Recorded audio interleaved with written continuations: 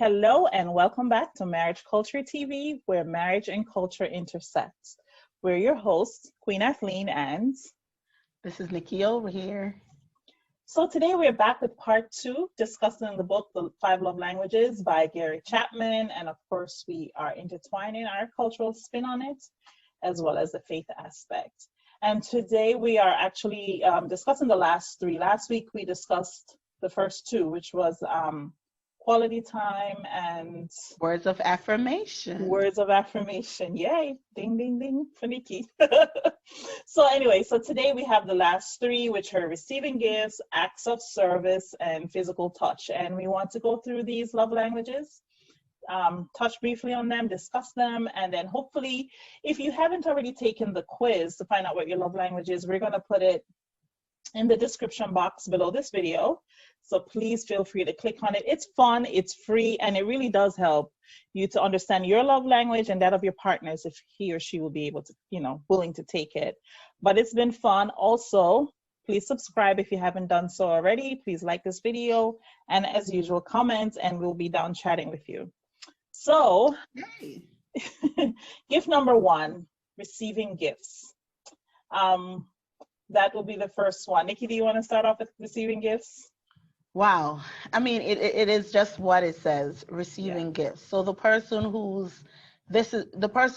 their primary love language is receiving gifts means that they like little trinkets and little gifts, and they're not waiting for it to be their birthday or an anniversary or, a holiday. They like little things, a simple thing as maybe a cup of coffee, a simple thing as, some fries. Fries? A mango that you picked out of the coconut water. Yes. Simple thing, any little thing. A rose that you got from the garden, or you were coming in and you saw a nice little rose and you were like, oh, that's so cute. You know what? That's her favorite color. Let me get that for her. Or, you're coming home and you pass the store and it's like a nice tie and like, you know what? I think that will go nice with a suit. And you just pick it up. Just a little gift. It goes a long way for that person. Athleen? Yes, and it could be, males like receiving gifts. Sometimes when we talk about receiving gifts, we're like, oh, it's a women thing. No, men also like, that could be their primary love language. And even if it isn't, I don't know any man that does not appreciate a little token of appreciation. Yeah. In gifts. I kind of did a double word right there. But anyway, so these gifts, they don't necessarily have to be expensive. Definitely. They can be bought, they can be found, they can be made. What matters most, the saying, it's a thought that counts. It's Definitely. just when you give someone a gift whose primary love language is receiving gift, you are telling them, I was thinking of you. So basically that is real. The true gift is the message behind the gift. And like in marriages, the author talked about giving and receiving of wedding rings on the day of the wedding. So if this is your partner's love language, start picking up little gifts, and appreciate them. And in some cultures where some men are so macho and don't want to receive gifts, trust me, a back rub will go a long way. That's a gift. Okay. Absolutely. And then moving on to the second one, which is acts of service. Yeah. So Athleen, I'll let you go in on that one first. So acts of service is, I don't know anyone who doesn't like a little offer of assistance. Especially me, when it comes to household chores, man, if, my husband will take over the vacuum and, thank you, Jesus, one less thing on my plate to do. But acts of service, it's simply offering a helping hand to someone who that would be their primary love language. That's not mine, but I do appreciate an assistance, especially around the house. So in a nutshell, I know, like I've seen, like in some Nigerian movies especially, I don't know if this applies, but like the man will come back from work and someone comes and they take like the bags, like his briefcase off of his hands or something like that. I think it's like lightening the load.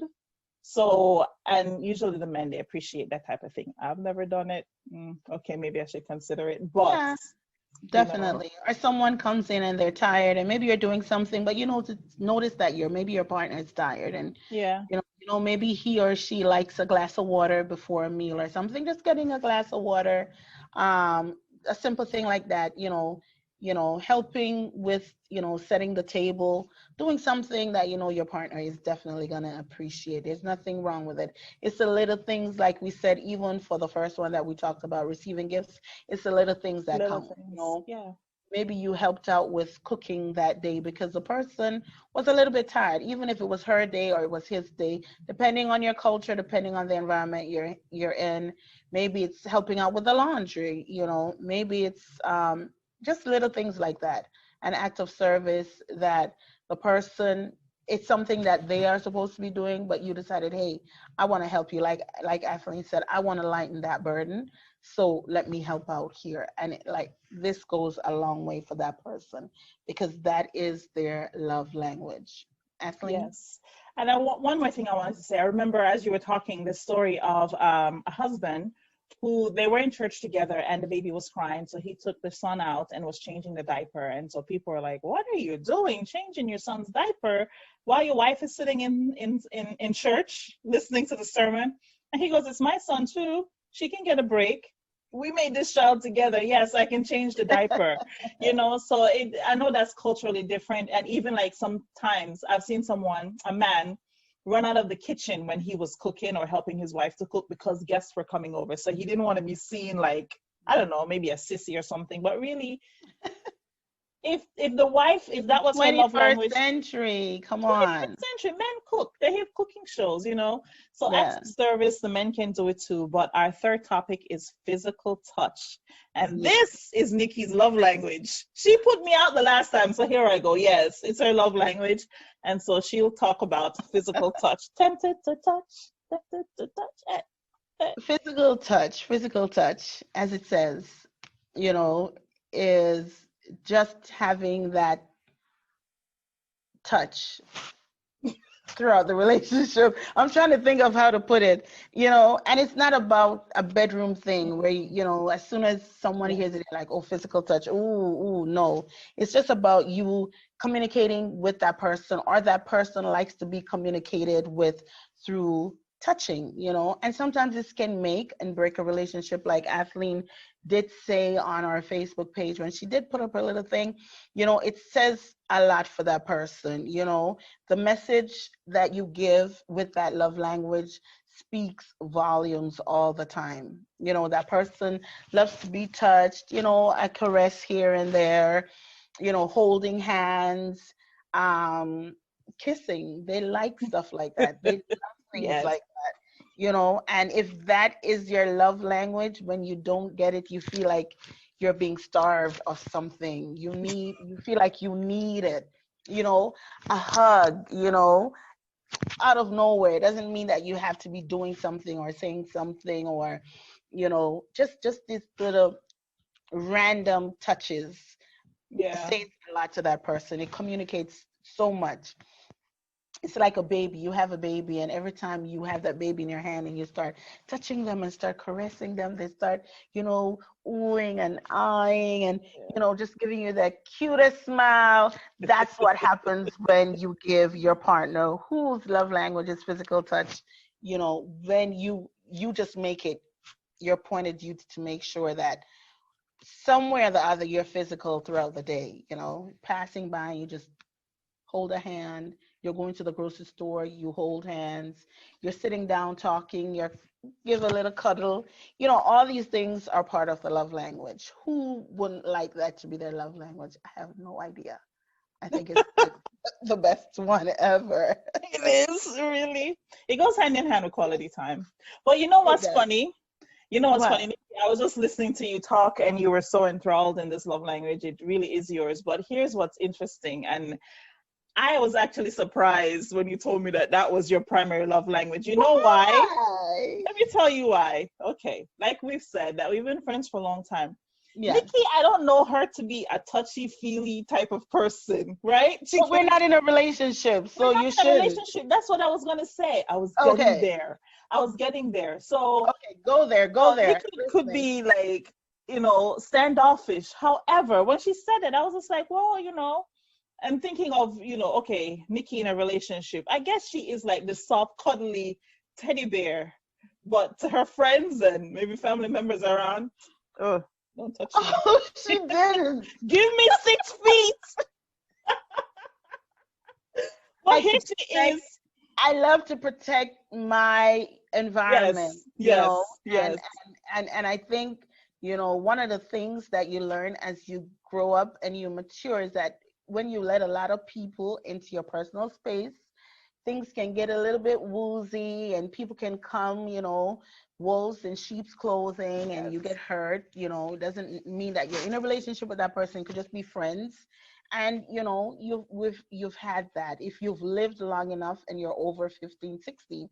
So for me, I know the people that are close to me, my friends and my family, they know themselves. And I keep it like that, you Do they know. I'm think not, that yeah. were they surprised that that was your love language, your primary love language? I was shocked. No, and I don't know why you're surprised because I don't see why you should be surprised. I mean, yeah, that caught me off guard That threw you actually. off, huh? I was just like, See how are we much you talking know about the the same Kula. person here? But then thinking about you in a relationship, I'm like, okay, I guess, Yes, with her, I really enjoy with those her things. partner, she's I with like the her caress, I husband. like the touch, I like the holding, I love the cuddling. It's just something. It's just special. And there was one someone that says that, like a slap to anyone or hit to anyone is hurtful, but to someone, especially like talking about children, a Yeah, hit to a child whose love language is physical touch is devastating. It hurt all children, but right, to a child whose love language is physical touch, it's devastating because that's how they receive love or interpret right, love as. So a right. That's negative how they touch interpret what love a is. negative touch Definitely, would be devastating. Same with the hug. definitely. You know, kids love a hug, and you give a child a hug, they love it. But to one whose love language is physical touch, and I have a little niece whose love language is physical touch. When you hug her, oh, she wraps herself around you, legs and all, and she just melts. And I'm like, this must be her love language. So it was interesting to go through these love Yes, languages, and yes, hope you learn something and hope you can incorporate definitely. this. Here's the thing, like we talked about, I said I didn't know that this was Nikki's love language, but think about it in a cultural perspective where maybe PDA, public display of affection, is not common in a culture, but behind closed doors in their home, this abrasive looking husband or wife could be all nice and cuddly up inside. So these love languages are intimate and they can be spoken in an atmosphere that would be conducive for that couple to feel comfortable in expressing themselves. Right. And So just as you were talking right before we end up, because I know we've been going and doing our little thing, just imagine being in a relationship and not knowing what your love language is. And you're wondering, why are things not going the way it should? Why do I feel like there's a void? Why do I feel like there's a gap? And you're like, something is wrong. And, some people, because we all have that feeling where we want to be loved. And if this is your love language and you're not getting that love, then immediately you start thinking, okay, maybe this is the wrong person. Oh, maybe I'm mm, just not in the right relationship. true, Oh, true. maybe, something is wrong with this person and I just made a wrong choice. But all you need is just to find out what that person's love language is and just watch them glow. Look at the turnaround, Yes. spending hundreds of dollars on counseling and getting false counseling. I'm going to say false counseling because all it needed was just for you to find out that person's love language. Yes. So if you know of anyone, any couple, any person in a relationship, please share this video with them. Like, subscribe. Like Kathleen said, we're going to have the link below. Again, to all our family and friends and loved ones, thank you for being a part of Marriage Culture Thank TV. you. If you Thank you. have not liked it, we're asking you to like, Like, share, share, subscribe. Subscribe. subscribe. You'll get good. I'm telling you, you're gonna get good things for your marriage here. Anthony, I don't know if you have anything else that you wanted to No, say. just that the Bible says, now abideth faith, hope, love, and the greatest of these is love. So you want to know how your partner, like Nikki says, receive and give love, and that would cover a multitude and solve a multitude of problems. So please, guys, Definitely. read the book if you haven't. Click on the link below to find out what your love language is or that of your spouse, and let's get our marriages happy, Yes. happy, and healthy. Yes. do the quiz together. It's a simple quiz, and if the Yes. husband and wife can do it together and then Mhm. start, okay, like Anthony was saying, you might be shocked or surprised, your partner Yeah, might be shocked or surprised, but start following those love languages, and trust me, you're going to see some changes. Again, this is absolutely. Nikki O. And that's Queen and Queen. Thank you for being a part of Marriage Culture TV. See you next time. Bye.